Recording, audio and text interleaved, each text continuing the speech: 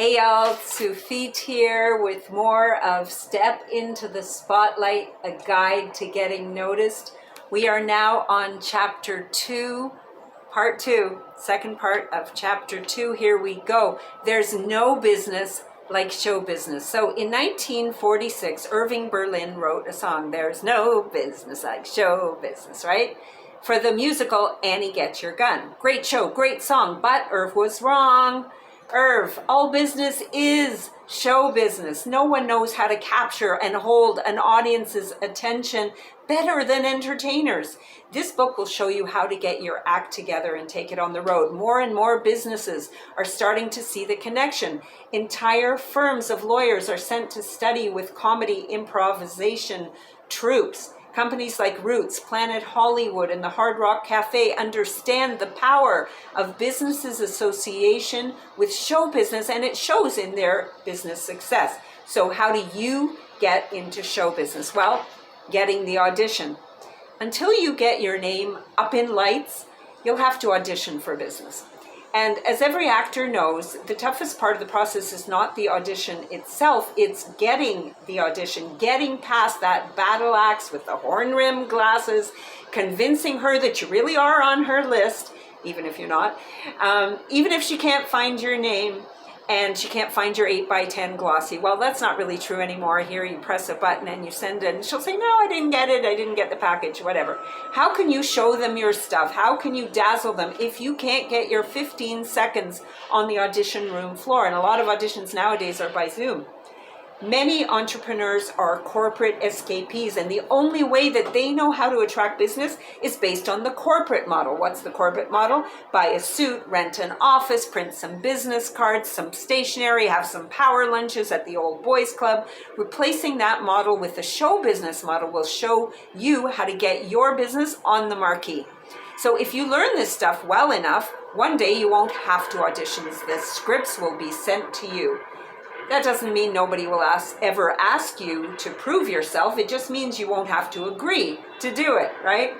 So rumor has it that late in her career, Shelley Winters was asked to come in, and I think she was in Titanic. Anyway, she was asked to come in and read for a role in a movie. She walked into the audition room and sat down and pulled an Oscar statuette out of her bag, slammed it on the table, and then she pulled out another one and said, some people in this town think that I can act. Then she put her Oscars back in her bag and she walked out of that room. Shelley Winters. That's not us. That's not you. That's not me. Whether you're an entrepreneur, a CEO, somewhere in between, isn't it time you learn how to step into the spotlight and star in your business? Don't end up on the cutting room floor. I say that as someone who's been there literally on the cutting room floor. Okay, I was just an extra, so it wasn't a big deal to them, but I was so excited about seeing myself in that movie with Tatum O'Neal and Richard Burton. Either I blinked and I missed it, or I ended up on the cutting room floor. Don't let that happen to you. How can you make sure you don't get edited out of the scene? By stepping into the spotlight and being so captivating that they won't be able to edit you out, by stealing the scene. And this book will show you how. So, chambers of boredom. By way of intro, I gotta confess, I don't do boring very well. And being one of those emperor has no clothes kind of chicks, I can't even fake it.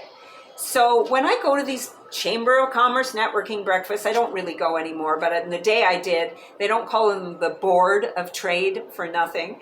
And I find myself stuck between a financial advisor in a gray suit and an accountant in a blue suit. And I'm thinking, at least if one of them spilled a little scrambled eggs on his lapel, it would add a touch of color. You know what I'm talking about? Many of these entrepreneurs like to say, I'm a one-man show, but they don't really realize how true that is. It is a show. Now, initially, you play all the parts, both on stage and off stage. You're the director, you're the producer, you're the star, right? But too many entrepreneurs spend too much time as stagehands backstage preparing and perfecting. The show itself becomes an afterthought, if a thought at all. So your audience wanders off in search of a more compelling show, and another business bites the dust. That's what happens. Ever wonder why the failure rate of new business is so high? It's not that entrepreneurs aren't committed, because they're committed. It's not that they aren't hard workers, but they're suffering from a fundamental misconception. Most entrepreneurs think that being great at what you do is enough. It's not. It never was. Being great at what you do gets you to zero, not above, right? A reviewer from Billboard magazine once told me that he really liked my music, but that my CD wasn't on the radar, and he wasn't going to review it. And at the time, I didn't know what that expression meant. I had no idea, but now I know. Making it in today's overcrowded marketplace depends less on baking a better bagel and more on branding that bagel, right? Talent is only the starting point. That's Irving Berlin said that. Of course, it's important to be great at what you do. You can't brand crap. Guy Kiyosaki said that in The Art of the Start. It's crucial, but it's not enough to get you noticed. It's not enough to get you on the radar. It doesn't matter what you do or how well you do it unless somebody knows about it. An expert is not someone who knows what he knows. An expert is someone who is known for knowing what he knows, and therein lies the rub, right? Stand in or stand out. It's time to step out of the shadows. In the movies, a stand-in is basically a body, a placeholder, someone roughly the size of the lead guy, looks kind of vaguely like him, who's hired there to stand there on a mark for hours while the cameras get set up and the crew adjusts the lighting and sets up the shot. No one will ever know the stand-in's name or ever see him on screen. The camera is pointed in his direction, but the film isn't rolling. In some ways, he's invisible. His whole job is just to stand there so the star can relax in his dressing room sipping margaritas, right? The stand-in is totally replaceable and disposable once the star walks onto the set. I once saw this really cute film. It's called Pipe Dream, about a plumber who pretends to be a movie director in order to get seen. He complains that when people see him, they see only a plumber, a service person, but not him. Testing his theory about the invisibility of categories of people, he challenges his friend in a restaurant to describe their waitress. Friend can't do it, of course not, right? Like the plumber, the waitress isn't noticed. The plumber thinks that this is an affliction of the working class, but you know what? It's not. The blue-collar worker wasn't noticed, but it doesn't matter what color your collar is. It's exactly the same for realtors. It's exactly the same for insurance agents. It's exactly the same for accountants and IT consultants and financial advisors. It's not just the suits. Web designers, health and wellness professionals, you are not being seen. In the film, the plumber makes up a persona as a film director, and all of a sudden, his world becomes glamorous. He gets noticed, and he becomes the subject of industry buzz, and next thing you know, he's in demand, right? As the film progresses, he gets called out to do an emergency plumbing job for an old client. The client's husband is an agent, get this, who had been wooing him when he was posing as a film director. The plumber is not worried about getting busted. There's no danger of that. You know why? He isn't recognized because even when the agent pays him, he doesn't recognize him because nobody notices the plumber. Nobody notices the waitress. Nobody notices the random insurance agent or financial advisor. How do you turn yourself from a plumber into a producer? Seduce the spotlight. Seduce the spotlight. One thing we know from movies and from TV news is what gets seen is whatever the camera is pointed at, right? That something exists doesn't mean it's going to be picked up on camera.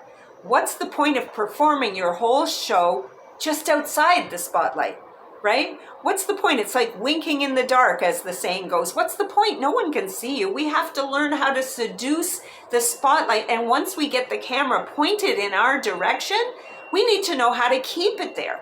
In business, as in show business, there's no show unless there's an audience. Actors know you can be in rehearsal for 6 months, but if there's no audience on opening night, the show closes. Doesn't matter how good the show is, doesn't matter how long they rehearsed, how long they practiced, doesn't matter. Many businesses still haven't figured this out.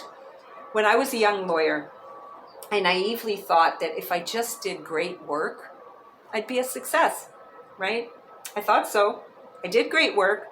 But then when the recession came and the rainmakers stopped making rain, they turned to all the little worker bees and they said, okay, guys, now it's your turn. Go get some new clients, right?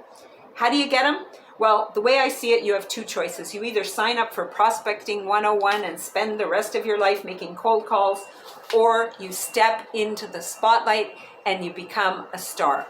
That is the end of chapter 1 of Step into the Spotlight, a guide to getting noticed. That was chapter 1, part 2. If you want to know how to get your own copy of Step into the Spotlight, check out the show notes and come on back for chapter 2. We will continue with not only reading the book, but I'll be adding a few little annotations as we go because it's been a minute.